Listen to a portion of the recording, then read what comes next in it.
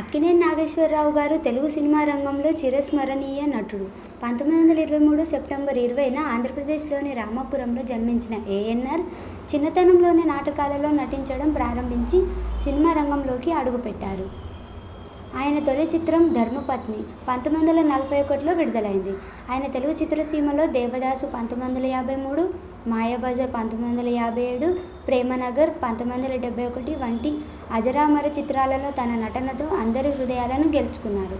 సుమారు 250కి పైగా చిత్రాలలో నటించిన ఏఎన్నార్ తన జీవితంలో ఎన్నో ముఖ్యమైన పురస్కారాలను అందుకున్నారు. తెలుగు సినీ పరిశ్రమ అభివృద్ధికి మార్గదర్శకుడిగా నిలిచిన ఆయన అన్నపూర్ణ స్టూడియోస్ అనే ప్రొడక్షన్ హౌస్ స్థాపించి సినిమా నిర్మాణంలో సైతం తమదైన ముద్ర వేశారు. దాదాసాహెబ్ ఫాల్కే అవార్డు పొందిన ఈ నటుడు 2014 జనవరి 22న మరణించారు. అక్కినేని కుటుంబ వారసత్వాన్ని ఆయన కుమారుడు నాగార్జున ముందుకు తీసుకెళ్తున్నారు. దీనిపై మీరేమనుకుంటున్నారో కామెంట్ చేయండి ఫ్రెండ్స్.